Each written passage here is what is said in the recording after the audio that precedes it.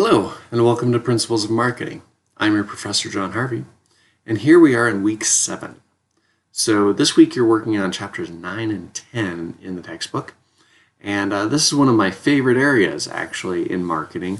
I love talking about segmenting and surveying and that part of stuff. So I had a good chunk of time where I did a bunch of this for clients, and it is fascinating. It's fascinating to try and put this together. So this is kind of that one, it's kind of a data geeky kind of part of it. But two, if you do it right, you make sales look, amazing because you do so much to prepare it and really tee it up for them.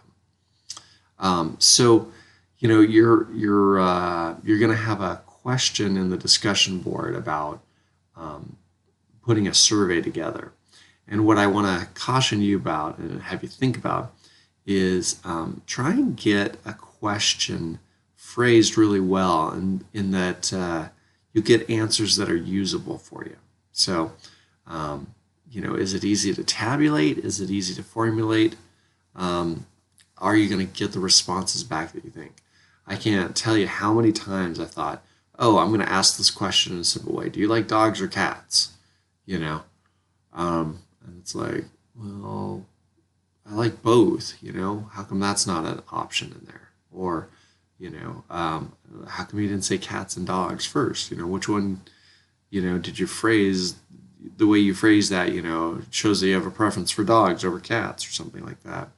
So you really have to think about how you phrase your question, and that will help you in terms of tabulating your results, So pick something that's interesting, something you'll get some good feedback on, but be thinking a lot about how you phrase your question, because that can make all the difference. That's my little 2 cents on segmenting and surveying there. Now, I also want to give out a discussion board award for chapter, I think it was chapter 8. This is where we were talking about how we can take a product that is a consumer product and turn it into a business product. So the sharpest award goes to Cody. So Cody brought up a cutting board, and I thought, man, this is a great example of something we could talk about. So the attributes of a cutting board for a business versus a consumer could be very different.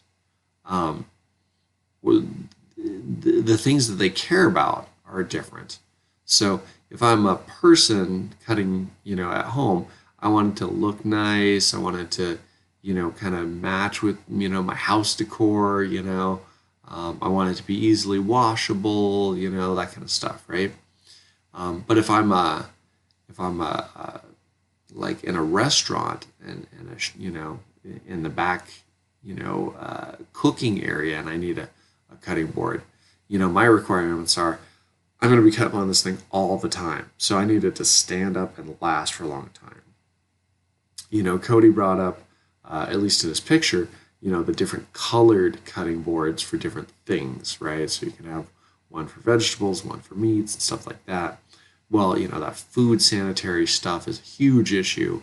And so, in kitchens, like, it's not really about how it looks, it's about how it works, And so, these kind of attributes or the things that you would highlight with your product can be very different depending on what you do with that. So I love that example. I thought it was a great one and a great one to kind of talk through. So it's not that you necessarily have to change the product, it's that you're going to emphasize the different attributes. Certainly, people do. They'll take a product and then, change it for business use. But just getting you guys thinking about that. You can take your same product, but you're going to emphasize different attributes than you would, if it was a consumer product. So kudos to you, Cody. Love that one. Thought it was great. And all right, guys. With that, have a great week. And I'll talk to you next week, hopefully. Should work. And all right, have a good one.